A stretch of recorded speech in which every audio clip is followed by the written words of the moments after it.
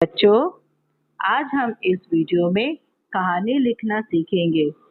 कहानी लिखते समय किन बातों का ध्यान रखना चाहिए और कहानी हमारी कैसी होनी चाहिए, ये सब हम इस वीडियो में सीखेंगे।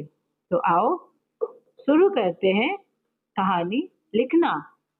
कहानी लिखते समय हमें निम्न बातों का ध्यान रखना चाहिए, जैसे कहानी का विषय बहुत आकर्षक तथा पाठकों के मन में रोमांच जागृत करने वाला होना चाहिए। कहानी का आरंभ जिज्ञासा को बढ़ाने वाला तथा कहानी का अंत सार व्यक्त करने वाला होना चाहिए। मतलब कहानी के अंत में हमें कहानी के द्वारा क्या शिक्षा मिलती है, ये हमें अवश्य बताना चाहिए। शब्दों का चुनाव सोच समझकर करना चाहिए।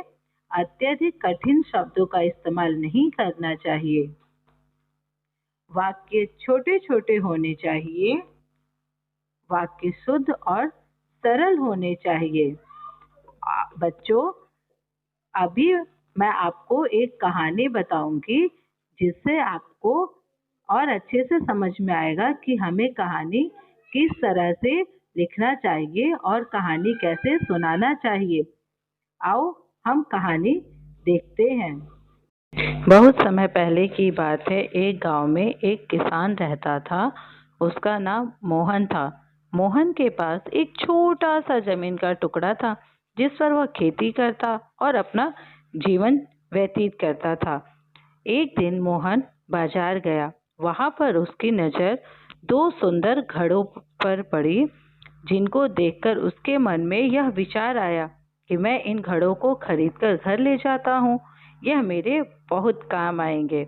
यह सोचकर मोहन उन दोनों घड़ों को खरीद लेता है और घर जाता है। उस रात को मोहन सोता है और सुबह की प्लानिंग अपने दिमाग में सोच रहा होता है कि कल मुझे कैसे इन घड़ों का उपयोग करना है, इन घड़ों से मैं कैसे पानी भरकर ला सकता हूँ। अगले दिन सुबह मोहन उन दोनों घड़ों को एक रस्सी की सहायता से लकड़ी के टुकड़े में बांध देता है और अपने कंधे पर रखकर पानी भरने चल देता है। रास्ते में उसको बहुत सारे छोटे बड़े पेड़ पौधे मिलते हैं। कुछ फूल के पौधे मिलते हैं, कुछ कटीली झाड़ियाँ होती है। उनको पार करते हुए मोहन नदी के पास पहुंचता है और वहां से दोनों घड़ों को भर लेता है। नदी से पानी भरकर जब मोहन वापस आ रहा होता है, तो उसके दिमाग में बहुत सारे विचार आ रहे होते हैं। वो सोचता है, वाह अच्छा हो गया, मैं इन दोनों घड़ों को ले आया। अब मुझे कल वापस नहीं आना पड़ेगा पानी भरने के लिए। यह सोचकर वह जाता है और घर पहुंचकर दोनों घड़ों को नीचे जमीन पर रख देता है। मोहन देखता है कि आधा घड़ा पानी खाली हो गया।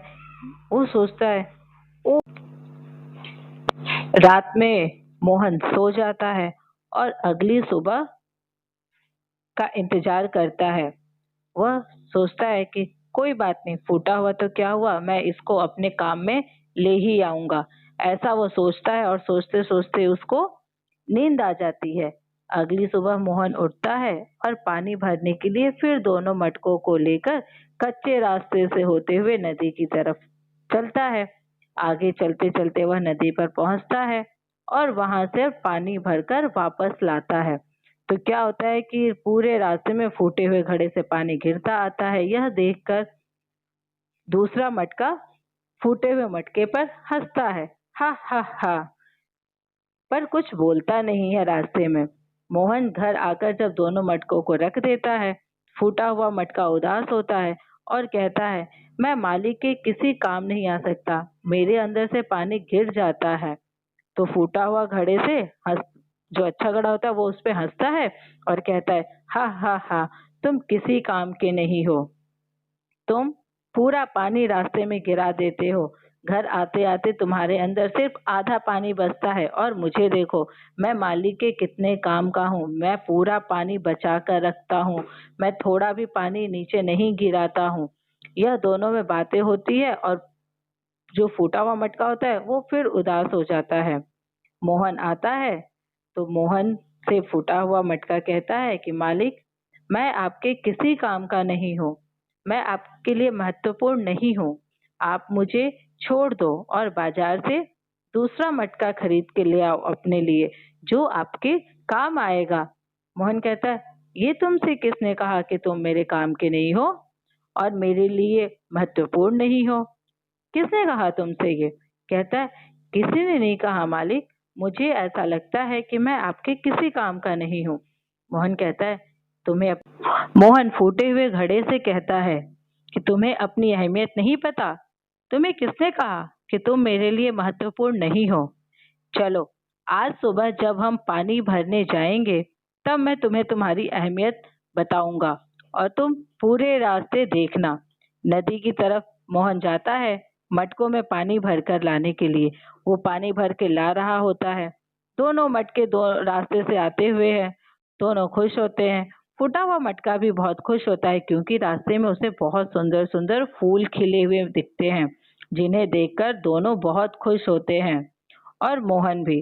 घर आकर मोहन फूटे हुए घड़े से पूछता है कि क्या तुम्हें अपनी अहमियत पता चली कि तुम मेरे लिए कितने महत्वपूर्ण हो? फूटा हुआ घड़ा कहता, नहीं, मैंने क्या किया? मुझे कैसे पता? मुझे नहीं पता कि मैं आपके लिए कितना महत्वपूर्ण हूँ। आप मुझे बताइए। तो मोहन कहता है कि रास्ते में जिन फूलों को देखकर तुम खुश हो रहे थे, वो सब तुम्हारी वजह से है। क्या तुम्हें यह नहीं पता? फूटा घड़ा कहता, नहीं मालिक, मुझे नहीं पता। वो मेरी वजह से कैसे है? मोहन कहता है कि तुम्हारे फूटे होने की वजह से रोज जो पानी गिरता है, उन पानी से वो पौधे सींचे गए हैं, जिन पौधों पे वो सुंदर से फूल खिले हैं, जिन्हें देखकर तुम खुश हो रहे थे और तुम मेरे लिए बहुत महत्वपूर्ण हो। एक राज की बात बताता हूँ मैं तुम्हें। तुम तो मेरे लिए इतने महत्वपूर्ण हो कि जिन पानी के गिरने की वजह से जो पौधों में फूल आए हैं, उन फूलों को मैं बाजार में बेचता हूँ और उनसे कुछ पैसे अधिक कमाता हूँ, जिससे मैं अपने लिए और अपने खेत में उपयोग में आने वाले कुछ और अच्छे उपकरण खरीद पाता हूँ, अच्छी किस्म की बीज लाता हूँ और तुम मेरे लिए बहुत महत्वपूर्ण हो। तुम मेरे लिए बहुत अहमियत रखते हो, इसलिए मैं तुम्हें कहीं नहीं बदलूंगा। मैं हमेशा तुम्हें अपने पास ही रखूंगा और रोज ऐसे ही नदी से पानी लाऊंगा। इस कहानी से हमें यह शिक्षा मिलती है कि हमें किसी की कमियों का मजाक नहीं उड़ाना चाहिए, बल्कि उसकी अच्छाइयों को और निखारना चाहिए। तो बच्चों, हमारी कहानी यहीं पर समाप्त होती है। धन्यवाद।